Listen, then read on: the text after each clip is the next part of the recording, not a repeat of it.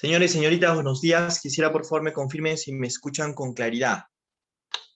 Sí, Muy doctor. buenos días, doctor. Sí, se le escucha muy Se le bien. escucha bien. Listo, chicos. Muchas gracias. Muy amables por la confirmación, señoritas. Muy gentiles. Reiterarles el saludo de buenos días. El día de hoy nosotros vamos a desarrollar un tema que es transversal a todo el desarrollo, sobre todo de los derechos humanos ya en específico. Nosotros ya hemos visto hasta el momento las generaciones de derechos, es más, se les había dejado una lectura en torno a cuál es la diferencia entre los derechos programáticos, entre los derechos autoaplicativos, una diferencia que define y reseña de una especial manera, sobre todo, el Tribunal Constitucional. La Corte Interamericana de Derechos Humanos también lo ha hecho, pero es un poco más extensa o un poquito más laxa en torno a su planteamiento, porque el desarrollo de la jurisprudencia nosotros la podemos observar en diferentes sentencias, no es tan compilado, o al menos no se hace una referencia única en una sentencia que agrupe todos los conceptos como sí lo hizo en su momento el Tribunal Constitucional en el caso Anicama Hernández. Entonces, es importante que nosotros tomemos esto en consideración porque pueden surgir algunas equivocaciones. El día de ayer, por ejemplo, en otro curso, pero se hacía una alusión cuando estábamos conversando a raíz de o tratando el tema del derecho a la integridad, el derecho a la integridad psíquica, moral y también física que establece nuestra Constitución. Yo le explicaba el tema de la relación, por ejemplo, que puede existir entre la vulneración del derecho a la integridad y el derecho a la salud, porque incluso el Tribunal Constitucional también lo ha mencionado. Y cuando se hablaba de ese tema, se decía, bueno, en todo caso, si por ejemplo se correlaciona un derecho de abstención autoaplicativo como el derecho a la integridad, y por otro lado tenemos el derecho a la salud, que es un derecho de segunda generación, entonces automáticamente estaríamos convirtiendo el derecho a la salud en un derecho de exigencia inmediata. Y eso no es lo que sucede, porque ustedes saben que los derechos autoaplicativos son derechos prestacionales, ¿no? Mejor dicho, los derechos de segunda generación son derechos prestacionales, mientras que los derechos autoaplicativos sí pueden ser exigidos de manera inmediata, pero la relación entre dos derechos no hace que uno cambie su naturaleza, ¿no? Se tendrá que analizar cada caso en concreto y establecer en cada supuesto en qué tipo de circunstancias es exigible o no es exigible o por qué lo sería, ¿no? Y es más, el Tribunal Constitucional es bastante explícito en desarrollar. Y bueno, las clases pasadas nosotros veíamos el tema de los derechos en cuanto a generaciones, ¿no? Vamos a hacer un breve repaso, pero el día de hoy, sobre todo, nos vamos a centrar en el tema de las obligaciones. ¿Por qué avanzar el tema de las obligaciones incluso antes de entrar a los derechos de la libertad y todos los derechos que se desprenden del derecho de la libertad y los demás derechos humanos? Porque si no se trata en las obligaciones de los estados, sobre todo las obligaciones que impone la Convención Americana sobre Derechos Humanos, ya la experiencia me ha demostrado que surgen muchas equivocaciones y errores técnicos que no nos podemos permitir en el desarrollo o en el entendimiento de los derechos humanos, ¿no? Ese es un tema que yo incluso trato de explicar o adelantar en derecho internacional cuando vemos brevemente el aspecto del tema de los derechos humanos, pero es importante ahora ahondar un poco más en torno a cómo es que técnicamente se interrelacionan los derechos con las obligaciones y cómo las obligaciones no podrían, por ejemplo, hacer que un Estado sea sancionado solamente por esas obligaciones, sino más bien que tiene que existir una correlación entre, digamos, una vulneración de un derecho y lo relacionado a alguna obligación. Y sería interesante, por ejemplo, hablar de algunos temas que están sucediendo en la actualidad, situaciones que se están presentando ahora mismo con la inhabilitación, por ejemplo, que recibió el señor expresidente Martín Vizcarra el día de ayer por 10 años y que incluso ha dicho que va a acudir a instancias internacionales. Entonces habría que ver cuáles serían, por ejemplo, sus posibilidades en el ámbito internacional y por qué consideraría o cómo plantearía el tema el tema de la vulneración de su derecho, sobre todo de su derecho al debido proceso, y si existe la posibilidad de plantear ese tipo de vulneraciones en juicios políticos y hasta qué grado se puede plantear, ¿no? Porque el Tribunal Constitucional incluso ha sido bastante amplio en este tema. También la Corte Interamericana ha hablado respecto de esto, pero de todas maneras sería importante mencionarlo. Y otra cuestión que es también sumamente interesante, antes de que llame lista a analizar, es la imposición que se realiza a los estados a partir de una obligación que está contenida en la Convención Americana. ¿Por qué? Porque digo imposición porque es un tipo de control que ha tenido un desarrollo desde hace más o menos unos 14, 15 años, desde el año 2006, en un caso emblemático que es el caso del Monacid Arellano. Estoy hablando de la figura del control de convencionalidad que nace precisamente de una de las obligaciones estatales, y que luego, sobre todo a partir del desarrollo de los diferentes derechos, vamos a ver cómo es que se va aplicando, pero sí es necesario que al menos técnicamente ustedes tengan claro en qué consiste el control de convencionalidad. Ya el control de convencionalidad, porque claro, yo les digo a ustedes, es una figura jurídica que se ha desarrollado desde hace más o menos 14 años, 15 años. El problema es que más allá de la antigüedad que tiene, la asimilación por parte de los estados respecto a esta figura jurídica recién se ha venido dando, podríamos decir, en los 5 o 6 últimos años, y recién de manera muy importante en unos 3 o 2 años que recién estamos viendo al menos una aplicación directa del control de convencionalidad, al menos en nuestro país, a raíz de decisiones, podríamos decir decisiones que dan mucho para debatir, pero que al final han sido planteamientos que sí se han dado o materializado en nuestra circunscripción territorial. Entonces, bueno, antes de avanzar con eso, yo voy a llamar la lista. Les pido por favor estén atentos para que puedan pasar asistencia con normalidad. Denme un momento, por favor. También referir, señores, señoritas, que el día de hoy tenemos control, ¿no? Es decir, su control de lectura está programado para las 9:30 hasta las 10:15. Obviamente la idea es que no todos ingresen al mismo momento, sino que vayan programados para que el sistema no se sature, porque normalmente existen situaciones de conflicto con el sistema cuando todos entran a una misma hora. María Alejandra estaba viendo el chat, dice: doctor, una pregunta, ¿los derechos de segunda generación son derechos implícitos? He leído que toman como sinónimo a los derechos programáticos e implícitos. No necesariamente, María Alejandra. Los derechos implícitos están relacionados sobre todo podría mencionarse como derechos innominados. ¿Y a qué me refiero con derechos implícitos? Por ejemplo, el derecho a la identidad de género es un derecho implícito que se desarrolla a partir de el derecho a la identidad en general, pero eso no quiere decir que sea un derecho de segunda generación. El derecho a la identidad de género es un derecho de primera generación. Normalmente cuando se habla de los derechos implícitos o los derechos que no se encuentran mencionados de manera específica en la Constitución, se hace referencia a los derechos innominados, pero los derechos de segunda generación son los derechos programáticos, son los derechos prestacionales. Y más allá, es más, sería prácticamente difícil de concebir a los derechos programáticos como derechos implícitos, porque para el desarrollo de los derechos programáticos se necesita más bien que exista,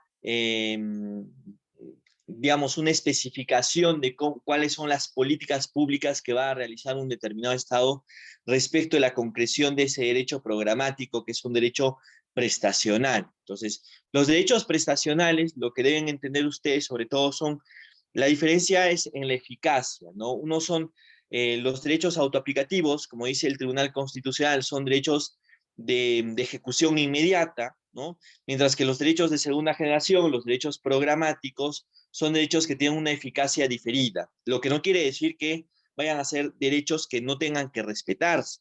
De ninguna manera podríamos concebir los derechos de esa manera. Lo que pasa es que con los derechos de segunda generación, como dependen sobre todo de la posibilidad económica que tenga el Estado, entonces tienen una aplicación diferida. Incluso varían de Estado en Estado, ¿no? Como yo les explicaba, no es lo mismo, por ejemplo, concebir el derecho al trabajo aquí en Perú que concebir el derecho al trabajo en algún otro país, digamos, más desarrollado, vamos a poner Estados Unidos o algún país europeo. Entonces, eh, el tema de la protección de los derechos es diferente, ya es diferente. A ver, ahora sí, voy a llamarlos por lista, les pido por favor estén atentos para que pasen asistencia. La señorita Adriana Costa. Buenos días, doctor, presente. Buen día, Adriana, perdónenme, habían algunos estudiantes que estaban todavía en la sala de espera. Kate Aguilar. Doctor, presente, buenos días. Buen día, Kate, gracias. Ariana Arroyo. Presente, doctor, buenos días. Buen día, Ariana, gracias. Junior Avellaneda. Presente, doctor, buenos días. Buen día, Junior, gracias. Valeria Ávila. Buenos días, doctor, presente. Buen día, Valeria, nuevamente, gracias. Juan Yamil Ayala. Presente, doctor, buenos días. Buen día, Juan Yamil, gracias. Elizabeth Bazán. Presente, profesor. Gracias, Elizabeth. Aroa Bejarano. Buenos días, presente. Buen día, Aroa, gracias. Sean Borrelli.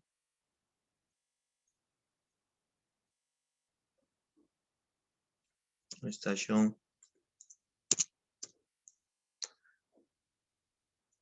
Domice Calle. Buen día, profesor, presente. Buen día, Domice, gracias. María José Calle.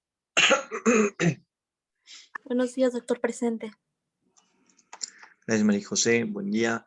Andrea Carbonell. Buenos días, doctor, presente. Gracias, Andrea. Israel Carlos. Presente, profesor, buenos días. Buen día, Israel, gracias. Lady Castro. Presente, doctor. Gracias, Lady. Rosemary Calachúa.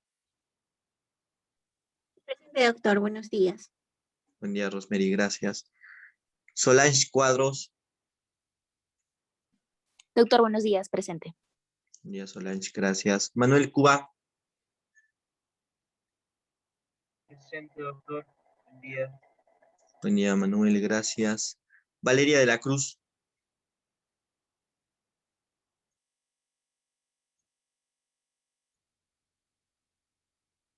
¿Dónde está Valeria? Nilson Escajadillo. Presente. Gracias, Nilson. Joshua Espichán. Presente, doctor. Gracias, Joshua. Elizabeth Espinosa. Buenos días, doctor, presente. Buen día, Elizabeth, gracias. Andrea Estrada.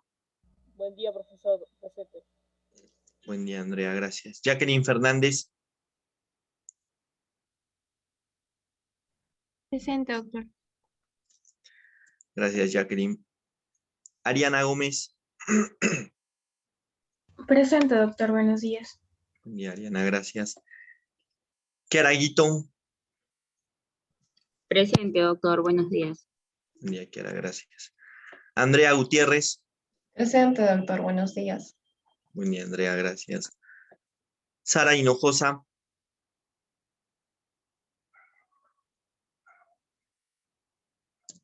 ¿Dónde está Sara? Humberto Guamán. Presente, doctor. Gracias, Humberto. Benjamín Guaranga.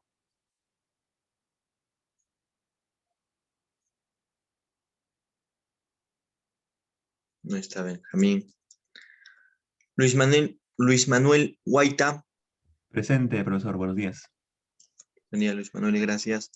Junior Umpiri. Buenos días, doctor, presente. Buen día, Junior, gracias. Andrea Hidrogo. Presente, doctor, buenos días.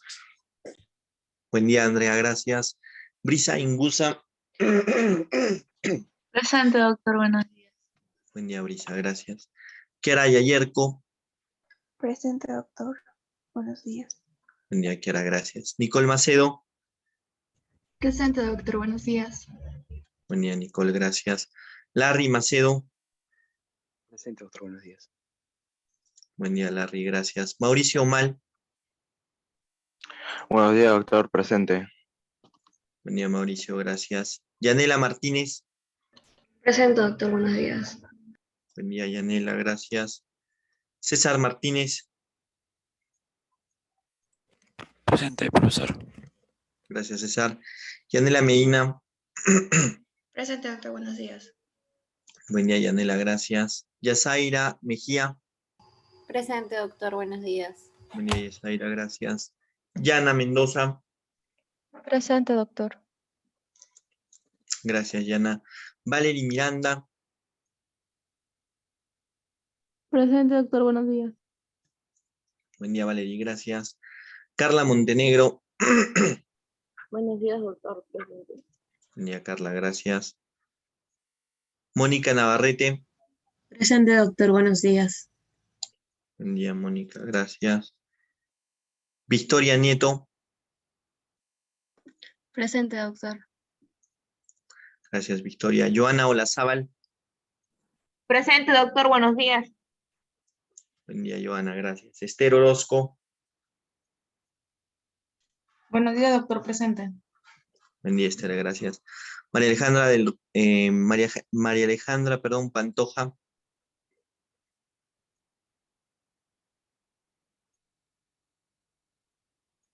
María Alejandra, no la logro escuchar, pero creo que también escribió un mensaje. Sí, le agradezco, la voy a poner en lista, María Alejandra. María Fernanda Paredes. Buenos días, doctor presente. Buen día, María Fernanda, gracias. Nider Paucar. Buen día, doctor, presente. Buen día, Nider, gracias. Claudia Pérez. Presente, doctor. Buenos días.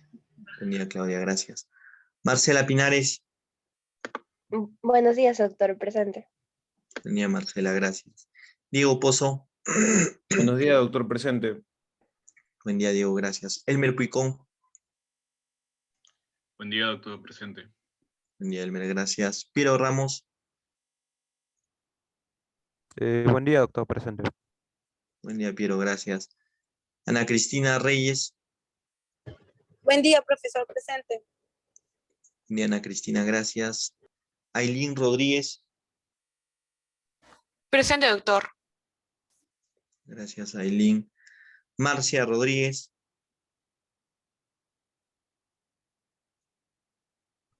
Presente, doctor.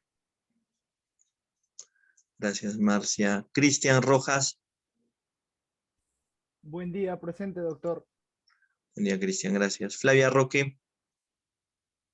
Presente, doctor. Buenos días. Buen día, Flavia, gracias. Vania Saavedra. Buenos días, doctor presente. Buen día, Vania, gracias. Marta Saldaña.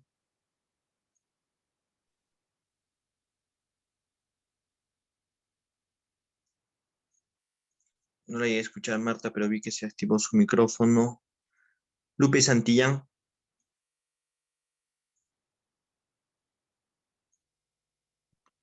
Presente, doctor. Gracias, Lupe. Damaris Sigües.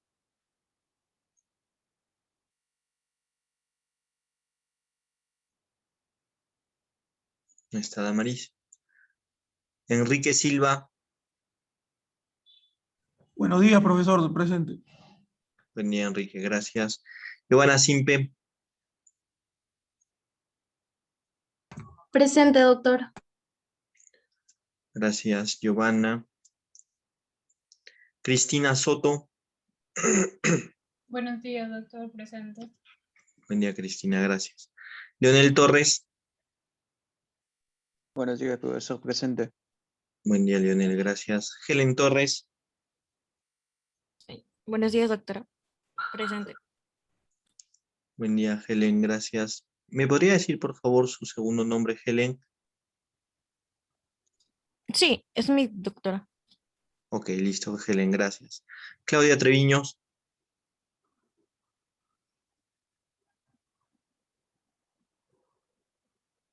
No está Claudia.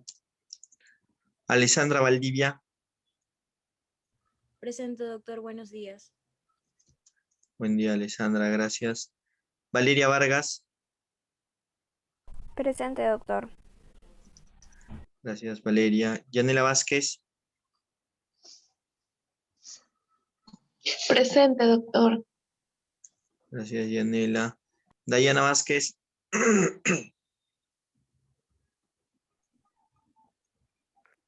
Presente, doctor. Gracias, Dayana. A ver. Luis Zambrano. Buen día, doctor. Presente. Buen día, Luis. Gracias. Joyce Zapata. Presente, doctor. Gracias, Joyce. María Fernanda Zapata.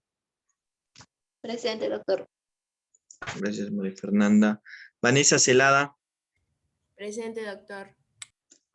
Gracias, Vanessa. Juliana Zorrilla.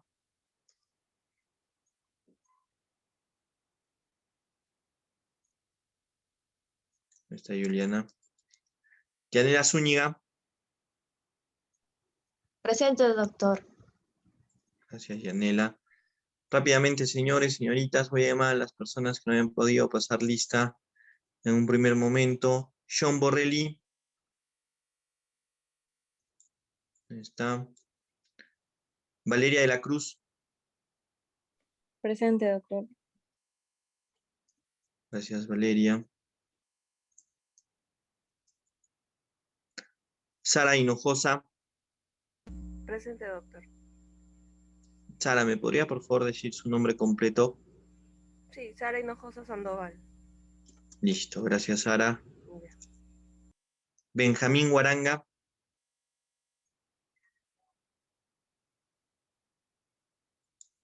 No está Benjamín.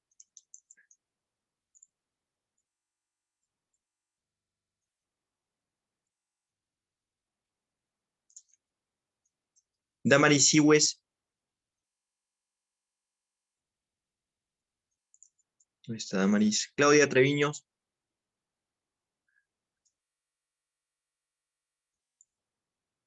No está. Y Juliana Zorrilla. No está. Ok. Ya. A ver. Miren, nosotros hasta el momento veíamos el tema de las generaciones de derechos, que es muy importante tenerlo en consideración, incluso el planteamiento de las generaciones de derechos ha sido tema de discusión por parte de la Corte Interamericana en sus pronunciamientos, sobre todo a partir del año 2017, en el caso Lagos del Campo. El tratamiento que se les ha dado a los derechos de segunda generación, la Convención Americana sobre Derechos Humanos, es un tratamiento sumamente particular. Si nosotros observamos la Convención Americana sobre Derechos Humanos y nos remitimos a lo que establece respecto de los derechos de segunda generación, vamos a poder notar que agrupa todos los derechos en un solo artículo, ¿no? Que es el artículo 26. Y el artículo 26 habla de un principio, que es un principio que nosotros vimos en las primeras sesiones, cuando revisamos el tema de las características y principios de los derechos humanos, que gira en torno a la progresividad, ¿no?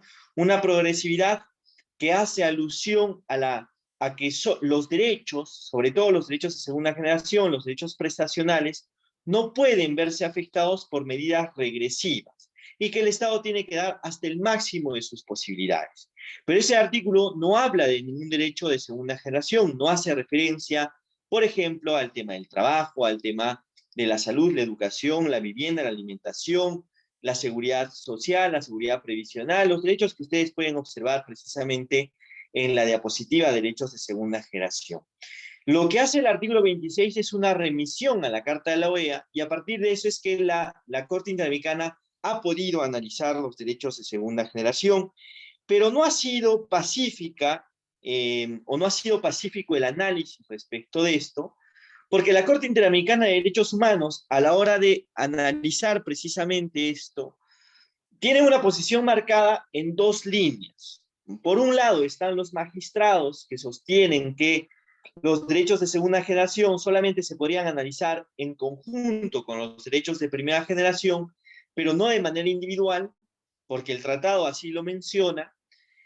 Y existe el otro grupo de magistrados que dice que los derechos de segunda generación deben de ser tratados en su vulneración como derechos autónomos, porque es la única forma de garantizarlos completamente. No se puede reducir, por ejemplo, el derecho a la salud a su afectación necesariamente siempre con el tema del derecho, con el derecho a la integridad física. Porque podría suceder, por ejemplo, que se afecte el derecho a la salud de una persona que no es atendida en un centro hospitalario porque la han discriminado, pero al final no se ha afectado su derecho a la integridad porque ha podido recurrir a otro centro hospitalario donde sí ha recibido la atención y su integridad física no ha corrido peligro. Pero en todo caso, aquí sí se estaría atentando contra su derecho a la salud porque en principio no se le habría dado acceso a ese centro hospitalario, digamos, por una situación de discriminación.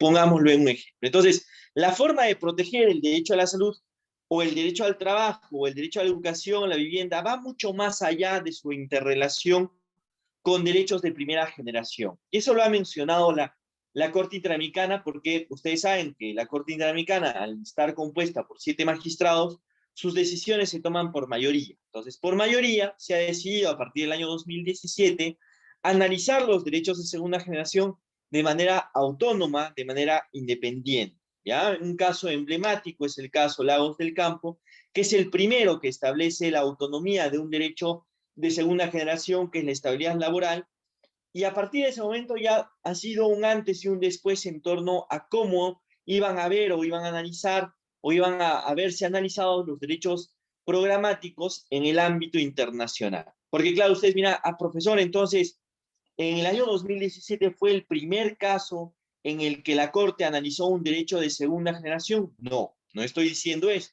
Lo que estoy diciendo es que fue el primer caso en el que lo hizo de manera autónoma, en el que lo hizo de manera independiente, porque antes del año 2017 habían habido muchos otros procesos donde sí se habían analizado derechos de segunda generación en cuanto a sus vulneraciones, pero siempre en correlación. Es decir, decían, se ha vulnerado el artículo 26 respecto del derecho a la salud en correlación con, digamos, el artículo 4, derecho a la vida, y el artículo 5, derecho a la integridad personal, ¿ya?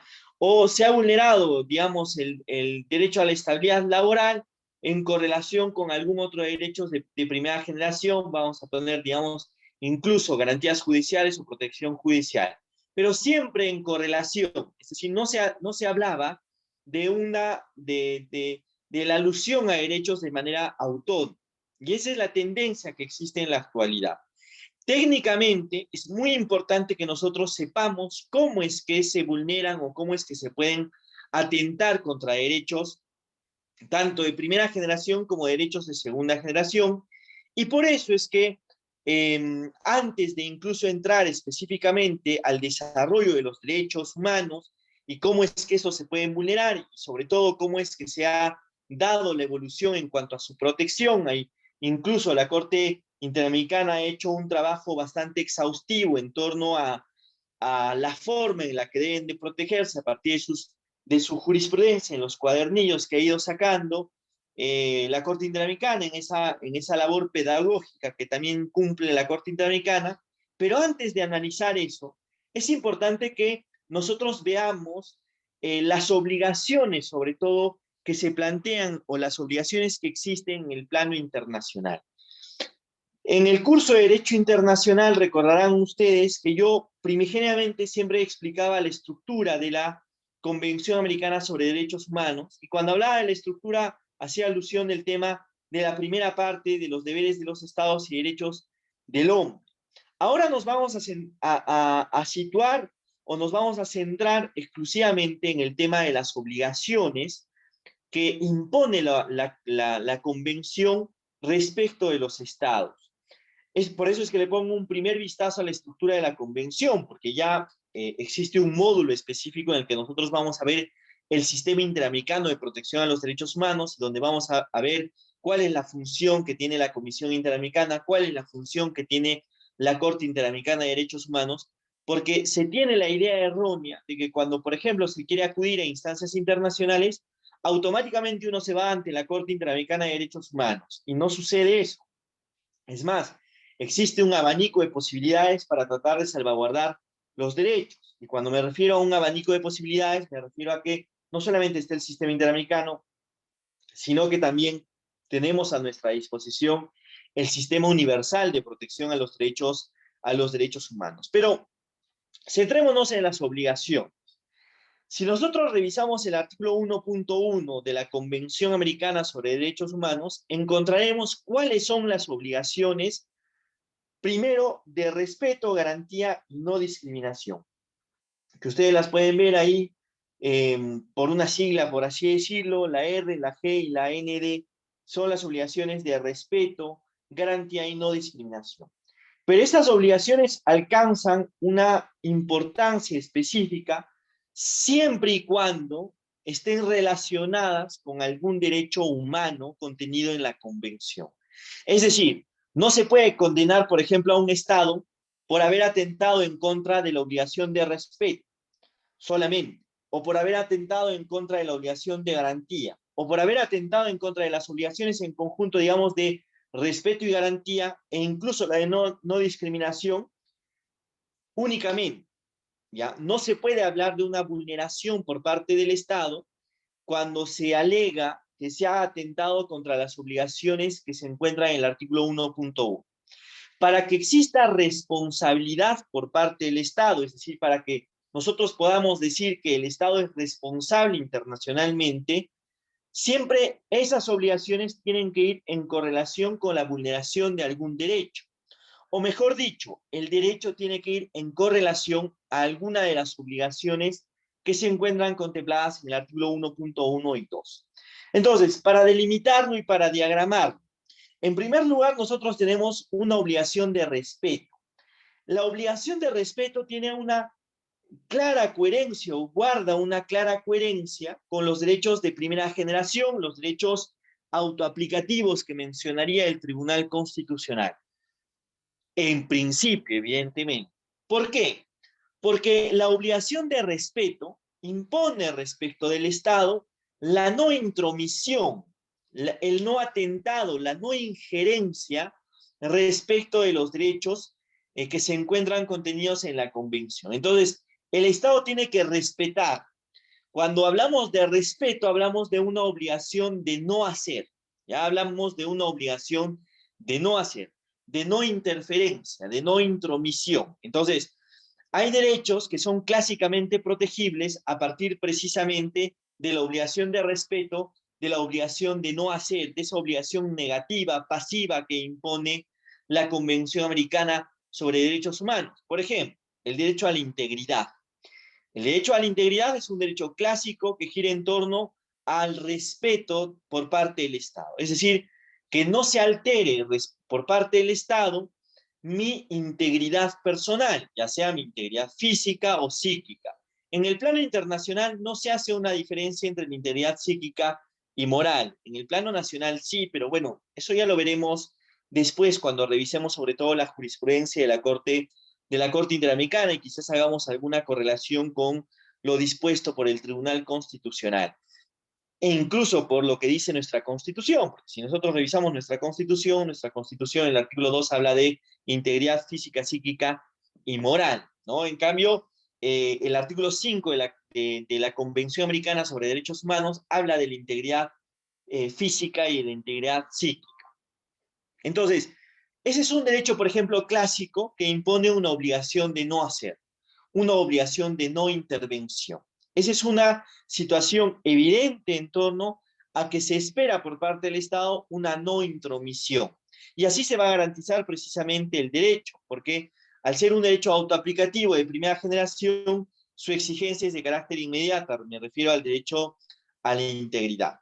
En cambio, cuando nosotros hablamos de la garantía, ya estamos hablando de una obligación positiva, una obligación que impone una realidad activa o se espera una acción por parte del Estado, es decir, la garantía que debe realizar el Estado respecto de determinados derechos, Entonces, cuando nosotros hablamos, por ejemplo, de que un Estado no ha cumplido con su obligación de garantizar un determinado derecho, nos podemos relacionar esto, por ejemplo, con las obligaciones, sobre todo prestacionales, que podría tener un Estado.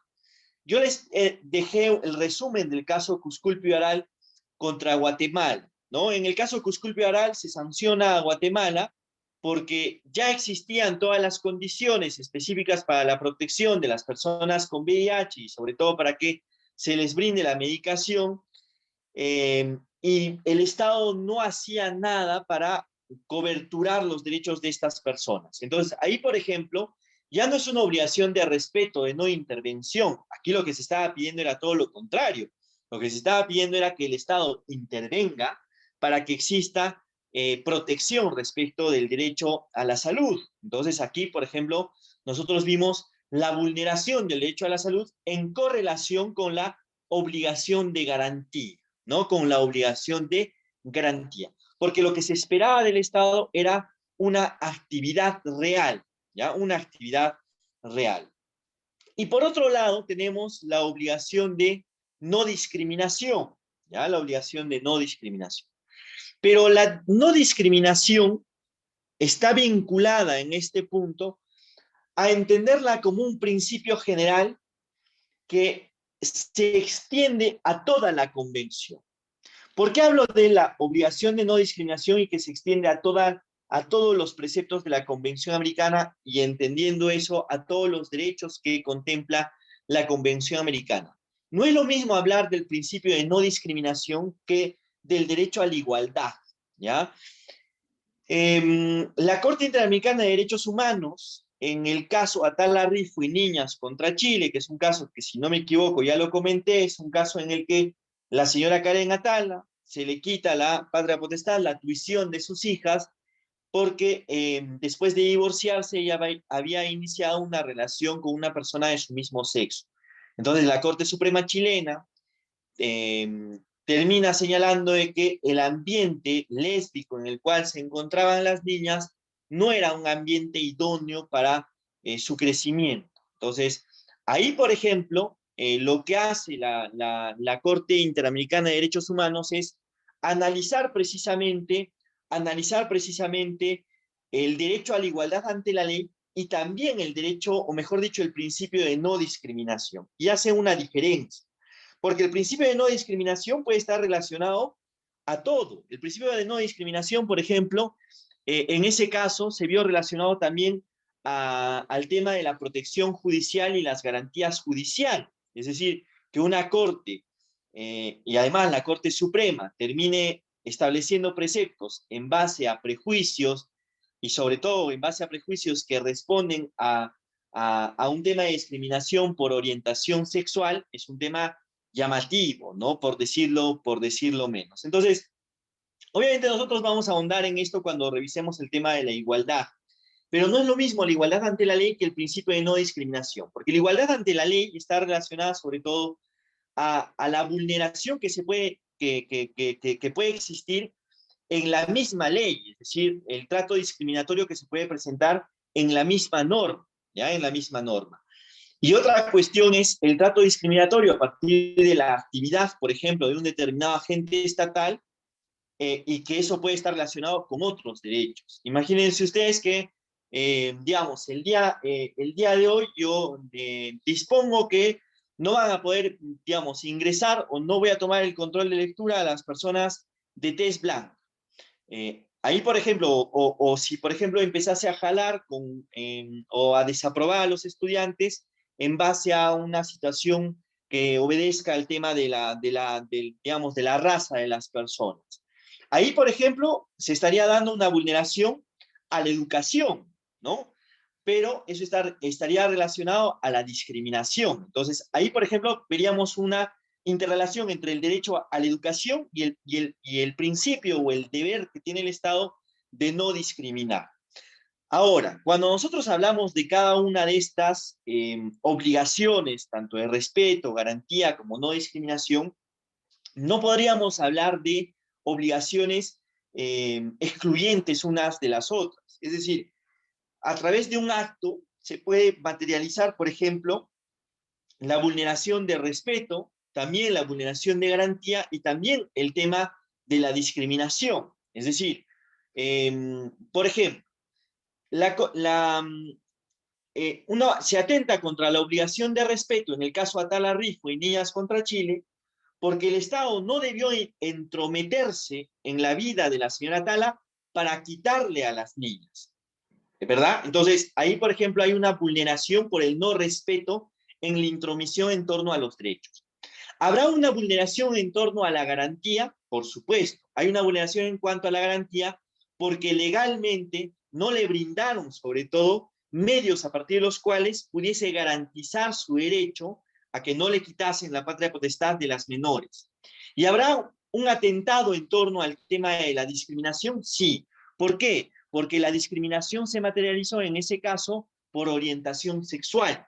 Entonces, ahí, por ejemplo, ustedes pueden observar cómo varias obligaciones se han vulnerado a través de diferentes actos, pero no se están excluyendo una de las otras. Es decir, no porque se haya atentado en contra de la obligación de respeto, ya no se puede atentar en contra de la vulneración de garantía.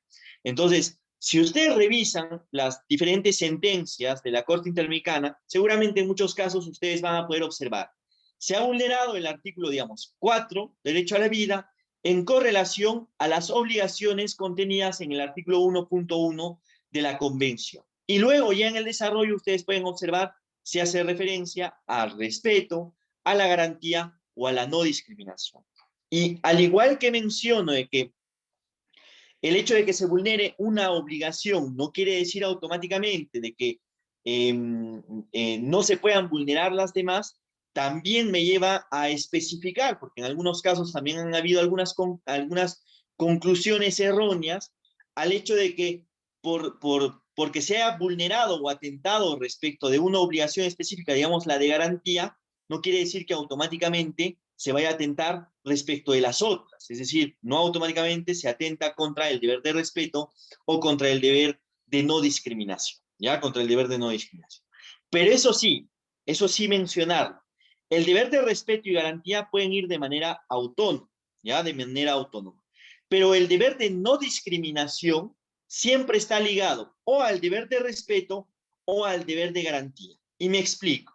Si ustedes revisan la redacción que tiene el artículo 1.1 de la Convención Americana, dice que los estados tienen la obligación de respetar y garantizar los derechos, sin llegar a ningún tipo de discriminación por razón de raza, sexo, religión, opinión política, etc. Pero cuando dice sin ningún tipo de discriminación, hace referencia a que se puede discriminar a partir del respeto, a partir del no respeto y a partir de la no garantía por parte del Estado. Por eso les decía yo que es súper importante que tengamos claro el tema de las obligaciones, porque cuando empecemos a revisar, por ejemplo, el atentado respecto del derecho a la vida, ejecuciones extrajudiciales. En las ejecuciones extrajudiciales se presentan la vulneración, por ejemplo, del deber de respeto, porque el Estado no debió entrometerse en la vida de la persona al ejecutarla, y también el deber de garantía porque no garantiza el derecho a la vida como tal, y por eso es que, digamos, agentes estatales también terminan vulnerando ese derecho. Pero si nosotros hablamos, por ejemplo, de ejecuciones extrajudiciales en torno a alguna cuestión discriminatoria, o vejaciones en torno a un tema discriminatorio, por ejemplo, en el caso Azul Rojas Marín contra el Perú. En el caso Azul Rojas Marín, una persona transgénero fue vulnerada por agentes del Estado peruano, y fue, vamos a decir, violentada por esos agentes. Esa violencia se presenta en torno también a una cuestión de discriminación o responde a un acto discriminatorio. Entonces, ahí nosotros tenemos que analizar, y en cada caso concreto, cuando vayamos revisando las diferentes sentencias por parte de la Corte Interamericana de Derechos Humanos, porque sobre todo revisar los derechos ya no implica en la actualidad un análisis en torno a decirles qué es el derecho a la vida o qué es el derecho a la integridad, sino sobre todo en materia de derecho internacional. Es importante hacer una evaluación de la jurisprudencia y cómo es que la jurisprudencia ha ido evolucionando, ¿no?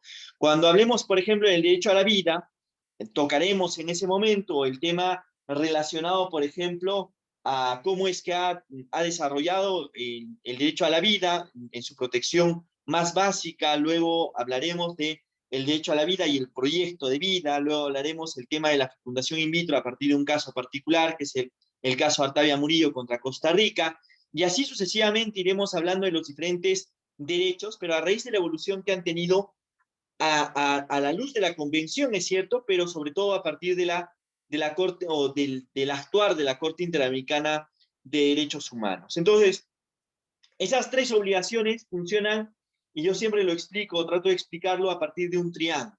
Es como si en la base del triángulo estuviesen las obligaciones de respeto y garantía, pero la parte que converge, porque siempre tiene que estar relacionada con una de las dos, es la obligación de no discriminación, ¿ya? De no discriminación. Y es más, cuando se plantean a nivel internacional las peticiones y denuncias, es muy importante que dejemos bastante, o de manera bastante clara, en la redacción sobre todo, qué tipo de vulneración se está presentando.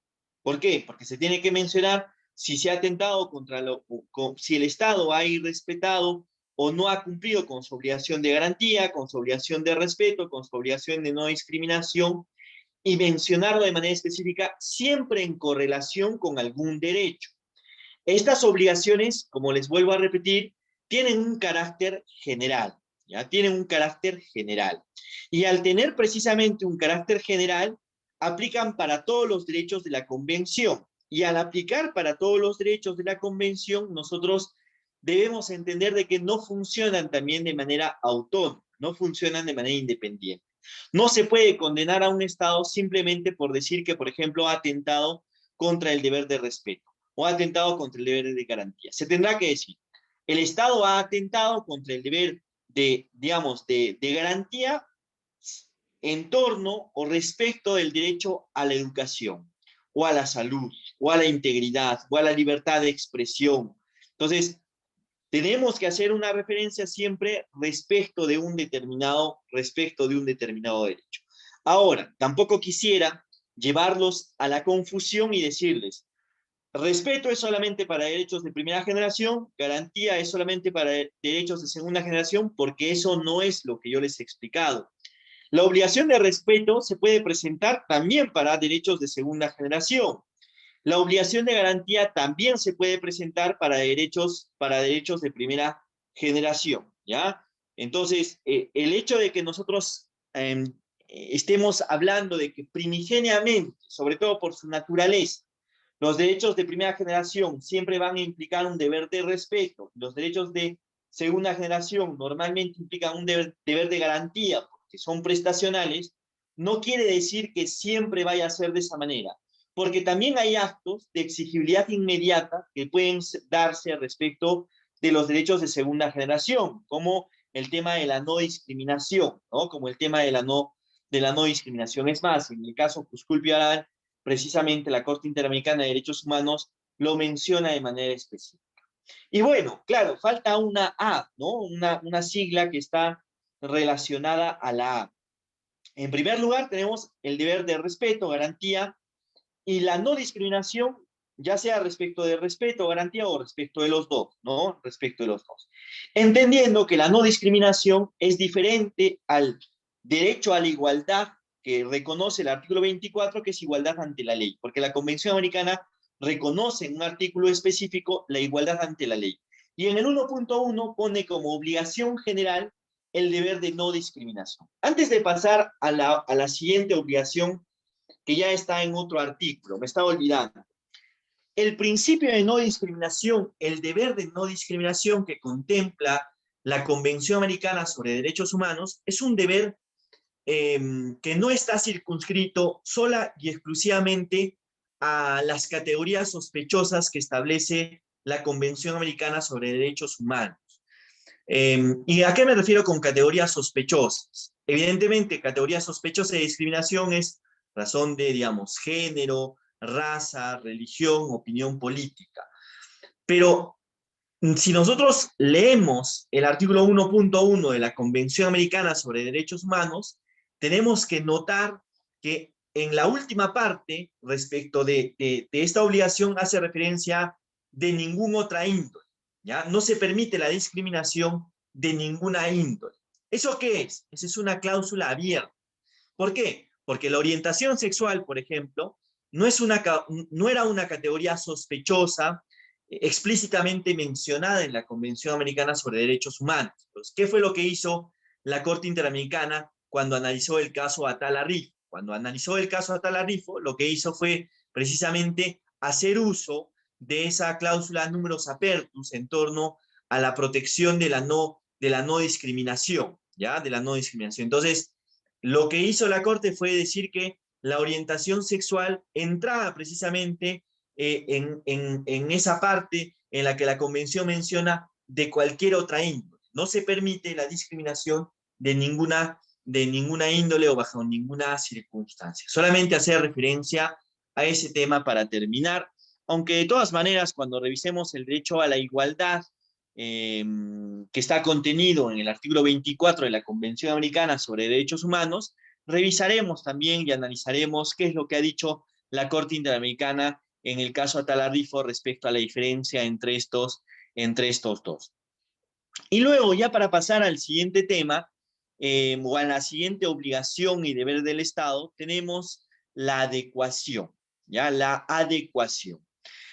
Si ustedes recuerdan las clases de Derecho Internacional, yo les decía en el curso de Derecho Internacional, el artículo 27 de la Convención de Viena sobre el Derecho de los Tratados establece una obligación que menciona que los estados no podrán argumentar o justificar el incumplimiento de sus obligaciones internacionales en base a su normativa interna, ¿no? Y ese es un precepto que está plenamente admitido en el plano del derecho internacional y que guarda una clara coherencia con el deber de adecuación que está contenido en el artículo 2 de la Convención Americana sobre Derechos Humanos. El artículo 2 de la Convención Americana sobre Derechos Humanos dice que los estados tienen la obligación de adecuar su derecho interno a la normativa internacional, ¿ya? A la normativa internacional. ¿Qué significa eso? Que un estado, por ejemplo, no podría atentar contra derechos argumentando que eso, por ejemplo, está en su normativa nacional. Ni siquiera si lo hiciese a partir de su constitución, ¿ya? A partir de su constitución. Hay algunos casos muy interesantes que de revisar en torno a eso, porque normalmente cuando se hace la pregunta a los estudiantes y se les dice si existiese una colisión, por ejemplo, entre el derecho nacional y el derecho internacional, específicamente algún precepto contenido en la Convención Americana sobre Derechos Humanos, ¿cuál primaría? Y claro, cuando nosotros hablamos de eso, pareciera que, sobre todo por los cursos que primero llevamos, que es el curso de Derecho Constitucional, y hay muchos constitucionalistas convencidos, se termina mencionando de que el derecho constitucional prima por sobre todo, porque a mí mi profesor de constitucional y también mi profesor de introducción al derecho me indicó que por encima de toda la normativa a nivel nacional se encuentra precisamente la Constitución. Es más, yendo un poco más allá, y lo he escuchado además de manera con mucho tino y convencido, indicarme que por debajo de la Constitución están todas las normas con rango de ley, ¿no? Ahí encontramos, por ejemplo, digamos, las leyes ordinarias, las leyes orgánicas, las leyes de reforma constitucional, digamos, las ordenanzas municipales, las ordenanzas regionales, los decretos ley, bueno, todas las normas que tienen rango legal, ¿no? Incluso las normas por delegación, como los decretos legislativos o los decretos de urgencia emitidos por el Poder Ejecutivo. Y me dicen incluso, y ahí también, en las normas con rango de ley, encontramos a los tratados. Aunque claro, alguno de ustedes quizás vaya un poco más allá y me diga, sí, pero los tratados en materia de derechos humanos tienen rango constitucional, no tienen rango constitucional. Pero siempre la respuesta es de manera muy convencida en torno a que debe primar el derecho nacional, el derecho constitucional. Ya es un poco más tenue, digamos, la respuesta cuando se pregunta, ¿y qué pasa entre una ley y un tratado? Ahí sí se van un poco más por el tratado. Pero si nosotros vemos la experiencia general en torno a cómo se han manejado este tipo de situaciones, el deber de adecuación impone que incluso las constituciones tengan que someterse precisamente al tratado internacional. Es cierto que la Constitución a nivel interno es la norma de mayor jerarquía. Es cierto, yo no voy a decir que no, porque incluso el artículo 200, inciso 4 de nuestra Constitución, establece la posibilidad, por ejemplo, de plantear una acción de inconstitucionalidad respecto de un tratado. Pero a la vez tengo que decir que si un tratado, por ejemplo, la Convención Americana sobre Derechos Humanos, entra en colisión con la Constitución, la respuesta primigenia es que debe primar el tratado por encima de la Constitución. ¿Ya? Debe primar el tratado por encima de la Constitución. Vania justo estaba levantando la mano, no sé si por favor Vania podría activar su micrófono. Sí, doctor, buenos días. Tengo una pregunta con respecto al deber de adecuación. ¿Esto quiere decir que las normas internas tienen que adecuarse completamente a toda la convención o simplemente a una aproximación de esta adecuación? Porque vendría a ser distinto, considero. Le agradezco, Vania. En primer lugar, siempre debemos ver el tema de los tratados internacionales como estándares mínimos. No funciona, por ejemplo, a nivel internacional, si nosotros viésemos quizás el más alto grado de integración, lo podríamos ver en la Unión Europea. Si nosotros vemos cómo funciona la Unión Europea puede dar normas denominadas reglamentos, pero no los voy a confundir el nombre, porque los reglamentos en la Unión Europea es normativa internacional que da la propia Unión Europea y se aplican de manera directa, como si fuesen leyes, y se incorporan al derecho interno de manera directa, como mencionaba.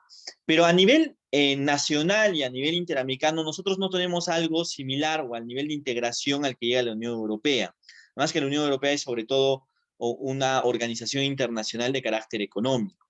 Pero ¿por qué hago esa correlación? Porque los tratados en materia de derechos humanos no son como los reglamentos de la Unión Europea que se aplican de manera directa. Los tratados en materia de derechos humanos son obligaciones, sí, que se imponen a los estados, pero son estándares mínimos. Es decir, un estado puede tener una regulación diferente, digamos, a la que plantea el tratado internacional, siempre y cuando cumpla con ese estándar mínimo. Yo les mencionaba el tema, y clásicamente siempre menciono, digamos, algún derecho programático, digamos. El derecho a la educación. Se firma un tratado internacional donde se menciona que el derecho a la educación se tiene que garantizar hasta nivel primario de manera obligatoria. Y nuestra Constitución señala, porque así lo señala, que el derecho a la educación debe velarse por parte del Estado de manera obligatoria hasta la secundaria. Entonces, ¿ahí habrá una contradicción entre el derecho nacional y el derecho internacional? No. ¿Por qué? Porque se ha cumplido con el estándar mínimo que establece el tratado internacional. Entonces, el hecho de que exista un tratado no quiere decir que se tenga que aplicar al pie de la letra lo que menciona el tratado, sino que se debe establecer un estándar mínimo. Un ejemplo real que se plantea, por ejemplo, en la Convención Americana sobre Derechos Humanos. Si ustedes revisan el artículo 13 de la Convención, el artículo 13 está relacionado a la libertad de expresión o protege el derecho a la libertad de expresión. Pero en uno de sus presupuestos menciona que la censura previa está prohibida y dice, salvo en aquellas circunstancias en las que se tenga que proteger la moralidad del menor, menciona la Convención Americana sobre Derechos Humanos en el artículo 13. Entonces, según la convención o según el mismo tratado internacional, la censura previa estaría podría decirse, prohibida, proscrita, salvo en aquellos casos en los que se pueda atentar contra la moralidad del menor. Entonces, ahí, para la Corte, podría existir una justificación en torno, o para la Convención podría existir una justificación en torno a la censura previa.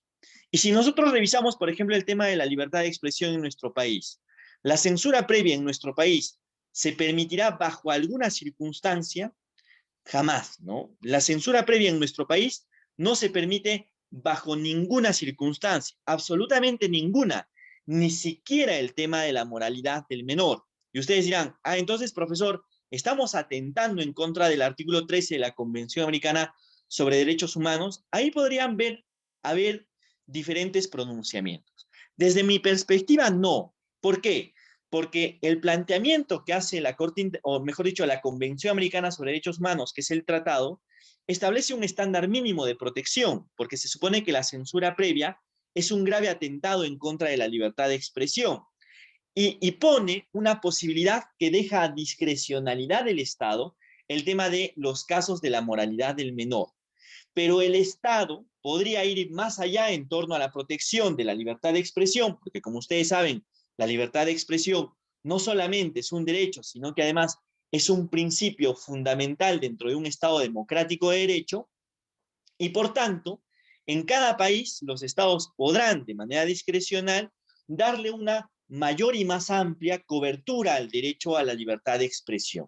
Por eso cada vez que ustedes vean, por ejemplo, que normalmente esto se da en el tema de la farándula, ¿no?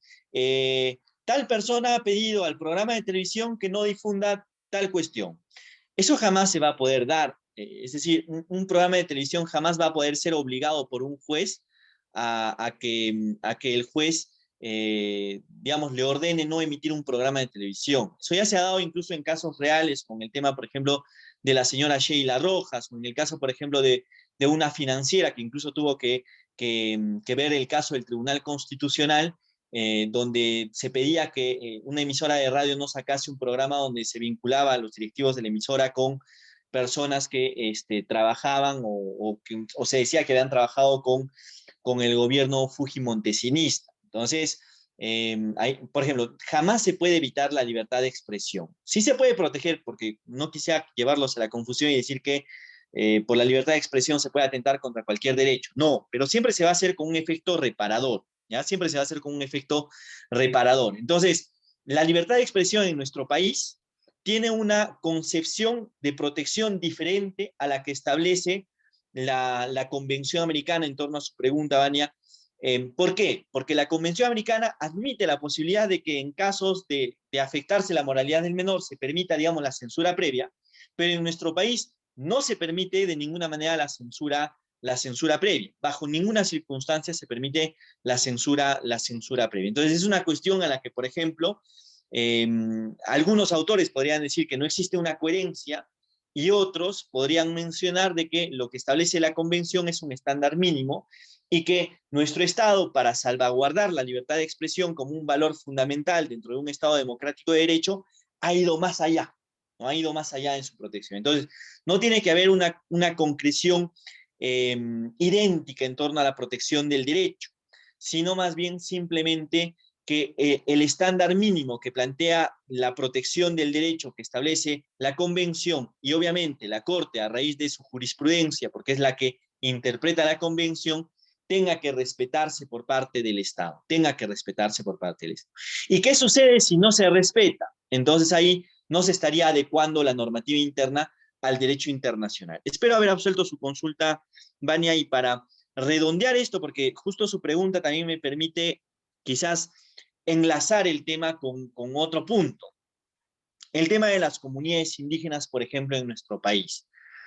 Si ustedes revisan cómo se protege el derecho a la consulta previa de las comunidades indígenas en nuestro país, van a poder notar que existe una ley de consulta previa y un reglamento de consulta previa. Y esa ley y el reglamento responden a normativa internacional en torno a la consulta previa, que es el convenio 169 de la OIT. La Corte Interamericana, para analizar los derechos de las comunidades indígenas, no solamente está limitada a revisar el tratado que es la Convención Americana sobre Derechos Humanos, sino que la Corte Interamericana puede analizar todos los tratados en materia de derechos humanos que ha firmado el Estado. Entonces, los Estados han firmado el convenio 169 de la OIT, que habla sobre las comunidades indígenas y los pueblos tribales, y donde se menciona precisamente el tema de la consulta previa. ¿Por qué es importante hacer referencia a esto? Porque yo les decía, el gobierno de Humala fue, recuerdo yo claramente, cuando Humala anunció públicamente de manera muy orgullosa y decía, se ha aprobado la ley de consulta previa, que es una ley que positiviza el derecho internacional, el convenio 169 de la OIT, y lo aplica de manera directa en nuestro país. Hasta ahí todo estaba muy bien. Yo incluso cuando vi esa iniciativa lo celebré, porque obviamente el incorporarlo de manera tan directa obviamente es un tema muy importante. Pero el problema se presentó después, porque ustedes saben que una ley siempre tiene que estar reglamentada.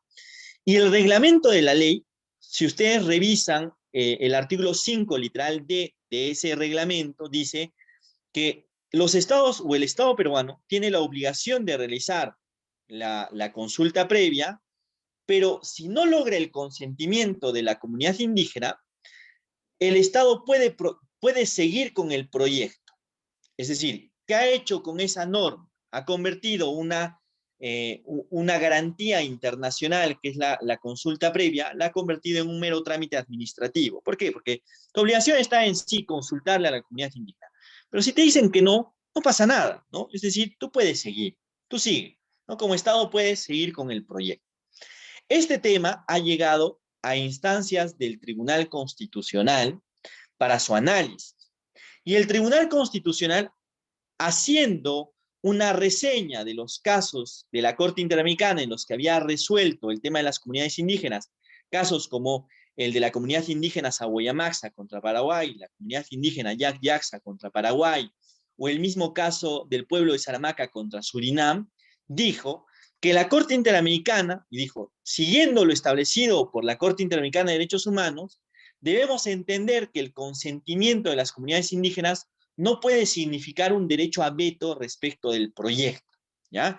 Y desarrolló en torno a eso toda una explicación a partir de la cual respaldaba la normativa reglamentaria en el sentido de que si una comunidad indígena no da su consentimiento, el Estado puede seguir con el proyecto.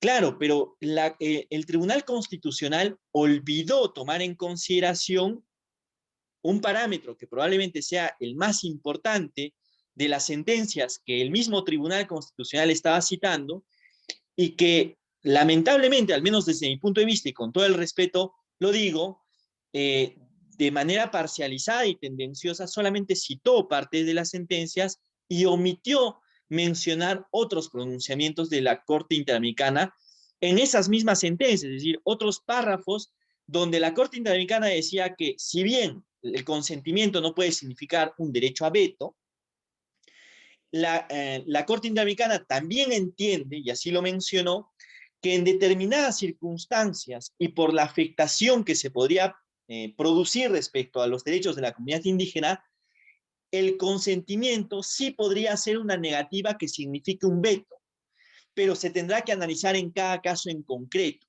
¿Por qué? Porque si tú, por ejemplo, a raíz de seguir con el proyecto, obligas a que la comunidad indígena se traslade de su territorio a un territorio que no tenga las características similares, ustedes saben, las comunidades indígenas son comunidades ancestrales que viven de su territorio y que por tanto, imagínense ustedes, los cambias de territorio y prácticamente estarías afectando la forma en la que ellos viven, incluso para producir sus alimentos. Y al afectar eso, estarías poniendo en grave riesgo sus derechos a la vida, a la integridad, a la salud. Entonces, cuando la afectación, es decir, cuando el no consentimiento de la comunidad indígena pueda significar la afectación de derechos como vida, integridad, salud, y eso pueda producir incluso la extinción de la comunidad indígena, la negativa de la comunidad debe significar un veto al proyecto. Eso es lo que ha hecho la Corte Interamericana de Derechos Humanos y por eso es que ha condenado precisamente a Paraguay o a Surinam en algunas circunstancias. Ese es un tema en el que, por ejemplo, el Tribunal Constitucional no repara y le da aplicación vigente y permite que una norma reglamentaria atente contra los preceptos internacionales. ¿Por qué atenta? Porque la Corte Interamericana es la legítima intérprete de la convención. Es decir, si la Corte dice que a partir del no consentimiento se podría vulnerar derechos humanos y el respeto, es decir, a partir de seguir con el proyecto se podría vulnerar derechos, estaría automáticamente irrespetando la normativa internacional, la normativa reglamentaria que nosotros tenemos, ¿ya? Que es una normativa además que ha sido respaldada por el Tribunal Constitucional. Entonces, claro, ustedes miran, pero profesor, ¿cómo va a ver eso el Tribunal Constitucional? Porque si es un reglamento, eso se tendría que ver, digamos, su inconstitucionalidad a partir de una acción popular. ¿Cómo lo ha visto el Tribunal Constitucional? El Tribunal Constitucional lo vio a través de un amparo, ¿ya? El Tribunal Constitucional lo vio a través de un amparo, lo aclaro, no vayan a pensar que el tribunal se pronunció respecto a su constitucionalidad en una, porque no puede, ¿no? Una norma infralegal no puede pronunciarse o no puede analizarla. El tribunal solamente analiza la constitucionalidad de normas con rango de ley. Ahora, explicado esto, ustedes dirán, ay, profesor, ¿qué sucede entonces con la situación actual en las comunidades indígenas en nuestro país? Un juez, por ejemplo, que conoce el derecho internacional, podría inaplicar ese reglamento en beneficio de las comunidades indígenas, incluso yendo en contra del Tribunal Constitucional. ¿Y cómo dirán ustedes? Fácil, a partir de una figura jurídica que es denominada control de convencionalidad. Este control lo vamos a ver nosotros y lo vamos a desarrollar de manera mucho más detallada en lo posterior, pero sí mencionarles ahora que es un control que es muy similar al control de constitucionalidad. No sé si alguno de ustedes, o si no, para llamarlos de acuerdo a la lista que he tomado, podría indicarme qué significa o qué implica el control de constitucionalidad. Constitucionalidad, ¿ah?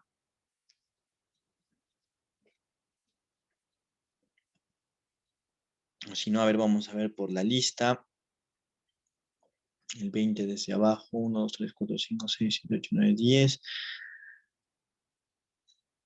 A ver, la señorita Andrea Gutiérrez, no sé si por favor podría activar su micrófono.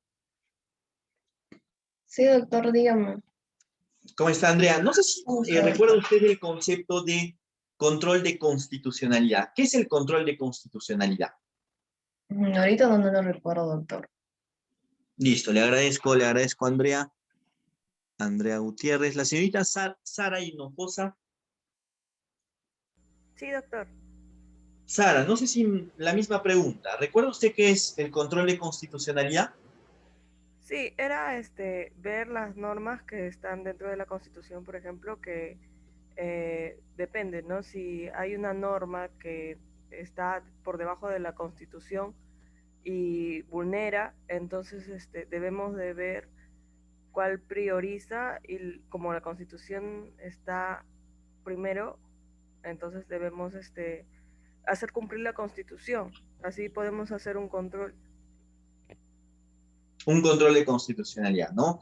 Le agradezco, Sara. No sé si alguno de ustedes más desea intervenir antes de explicarles específicamente qué es el control de constitucionalidad, o más que explicarles, quizás repasar algunos conceptos y mencionar cuestiones adicionales en las que ya mencionaba Sara, a quien le agradezco.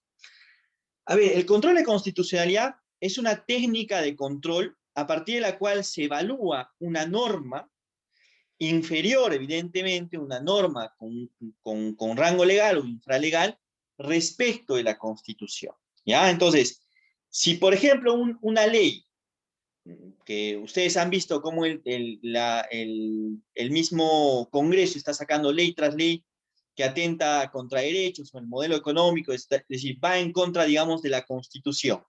Si una ley va en contra de la Constitución, esa norma, y la revisa el Tribunal Constitucional, tiene que ser expulsada del ordenamiento jurídico. Entonces, cualquier norma que vaya en contra de la Constitución o en contra del bloque de constitucionalidad, yo ya no voy a entrar demasiado en eso porque es un concepto que ustedes ya han debido de ver en otros cursos, pero si se va en contra de la Constitución o del bloque de constitucionalidad, esa norma tiene que ser expulsada del ordenamiento jurídico o mínimamente inaplicada. Y ustedes miran, ¿y en qué caso será inaplicada y no expulsada, profesor? En nuestro país, ¿quiénes pueden realizar control de constitucionalidad? Obviamente el Tribunal Constitucional, porque existe una figura jurídica de control normativo que está específicamente relacionada al control de constitucionalidad, y es la acción de inconstitucionalidad. Si una ley va en contra de la Constitución, se interpone una acción de inconstitucionalidad.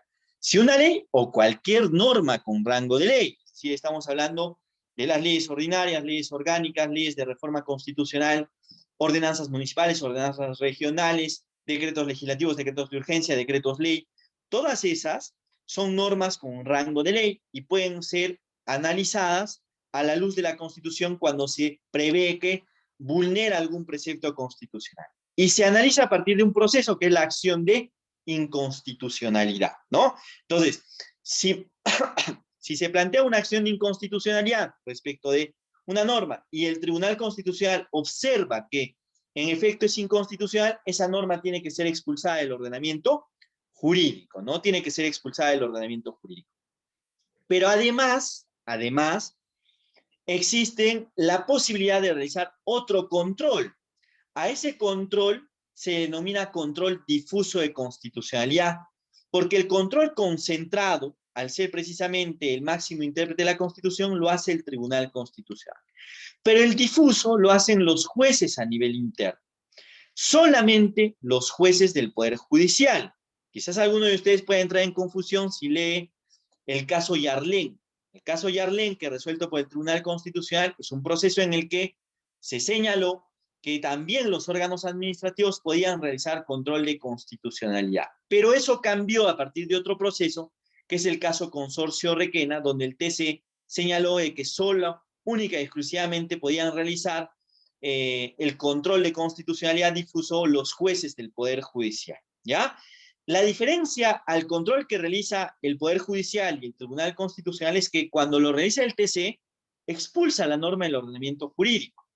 En cambio, cuando lo realiza el juez a nivel interno del Poder Judicial, no lo hace a partir de una acción de inconstitucionalidad, porque esas únicas y exclusivamente las ve el TC, sino lo hace a través de un caso concreto donde nota que podría existir una incoherencia entre una norma y la Constitución. Y lo que hace es, si nota la incoherencia o que afecta a la Constitución, la inaplica, porque el juez no puede expulsar esa norma del ordenamiento jurídico, simplemente la inaplica. Y ustedes dirán, ¿y por qué nos está explicando todo eso en torno a la obligación de adecuación? Porque como los estados tienen el deber de adecuación, el control de convencionalidad significa eso, que toda la normativa interna tiene que estar adecuada a la normativa internacional. Y si una norma no guarda correlación con la normativa internacional de derechos humanos, con la convención o los preceptos establecidos por la Corte Interamericana, esa norma debe de ser inaplicada. ¿A partir de qué? A partir de un control difuso de convencionalidad. ¿Por qué les he explicado el control difuso de constitucionalidad? Porque en el control difuso de constitucionalidad un juez inaplica una norma, ¿no? Un juez inaplica una norma. En el control difuso de convencionalidad también inaplica una norma. Lo que pasa es que la inaplica no por ir en contra de la Constitución, porque podría estar o guardar coherencia con la Constitución, sino por ir en contra de la propia Convención Americana sobre Derechos Humanos. Para darles un ejemplo, ustedes recuerdan el caso Susel Paredes y su pareja contra el Estado, por así decirlo, por no reconocerle su matrimonio, un matrimonio entre dos personas del mismo sexo en el extranjero.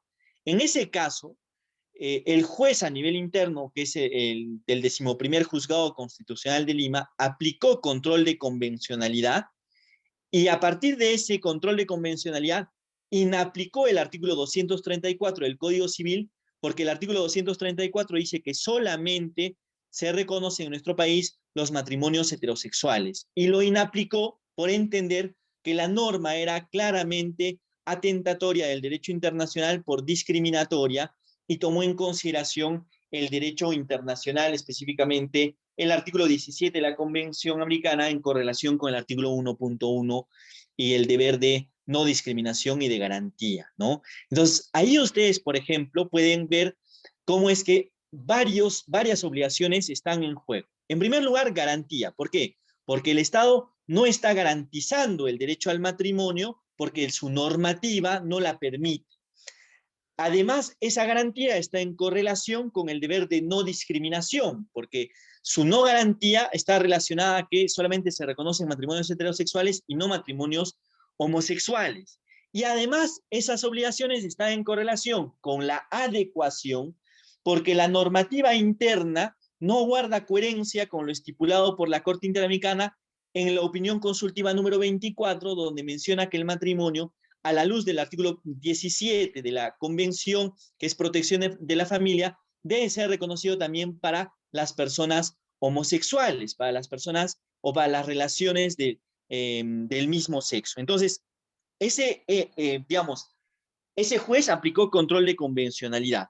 Claro, ahí ustedes, por ejemplo, podrían decir, pero profesor, luego el Tribunal Constitucional en el caso Ugarteche se tiró eso abajo y dijo que el matrimonio entre personas del mismo sexo ya no No pueden ser reconocidos porque no guardan coherencia con ningún derecho fundamental. Es cierto, pero ahí ustedes ya ven cómo antes del pronunciamiento del Tribunal Constitucional, un juzgado tuvo el atrevimiento de aplicar control de convencionalidad a un caso explícito que obviamente es sumamente debatible y controversial, ¿no? Sumamente debatible y controversial. Entonces, el control de convencionalidad, al igual que el control de constitucionalidad, puede ser concentrado y difuso. El concentrado, evidentemente, en el control de convencionalidad lo hace la Corte Interamericana, así como el concentrado de constitucionalidad lo hace el TC, porque es el máximo intérprete de la Constitución. El concentrado del control de convencionalidad lo hace la Corte Interamericana como máximo intérprete de la Convención Americana sobre Derechos Humanos. Y por otro lado, también existe un control difuso. Al igual que el control difuso de constitucionalidad, también existe un control difuso de convencionalidad.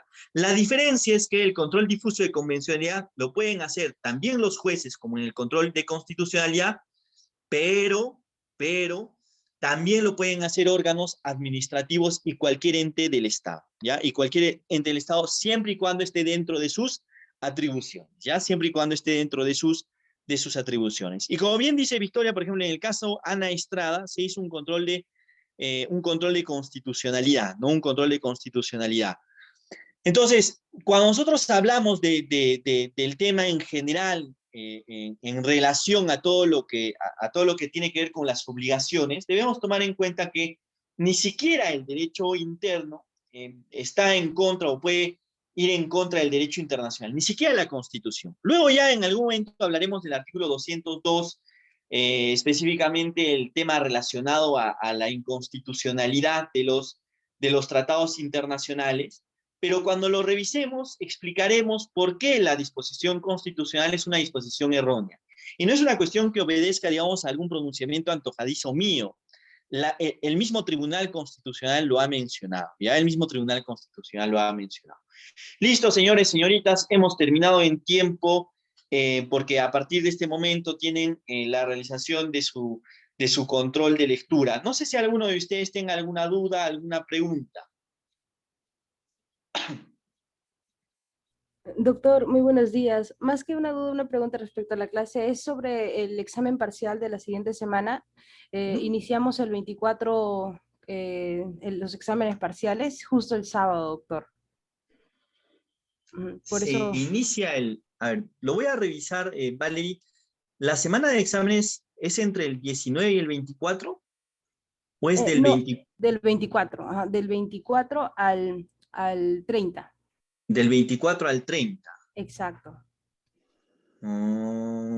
Ya, es que nosotros hemos tenido un feriado, pero bueno, si está tal cual programado para el 24, va a ser hasta lo que hemos avanzado hasta el día de hoy, ¿ya? Solamente hacer referencia a eso, le agradezco, Valerie, porque entendía que los exámenes iban a ser desde el lunes 26 hasta el sábado 1. Entonces, yo pensaba tomarles el examen el sábado 1, no había visto el tema del rol, ¿ya? Le agradezco, Valerie. Entonces, el examen va a venir hasta lo que avancemos el día de hoy, ¿ya? Chicos, por favor, estudien, porque normalmente, como pasan varias semanas hasta la primera evaluación, no sé por qué, pero en el primer examen normalmente no existen muy buenos resultados. Entonces les pido por favor se dediquen y lo hagan de manera juiciosa para alcanzar una buena nota. Vania, no sé si por favor podría activar su micrófono. Sí, doctor, disculpe, una pregunta con respecto al examen. ¿Va a incluir también las lecturas que nos ha dejado o solamente las clases elaboradas hasta el día de hoy? Solamente las clases. Lo que pasa con las lecturas es que yo siempre trato de brindarles alguna información adicional, ¿no? Porque no nos podemos quedar solamente con la clase, pero solamente viene lo que hemos desarrollado en clase.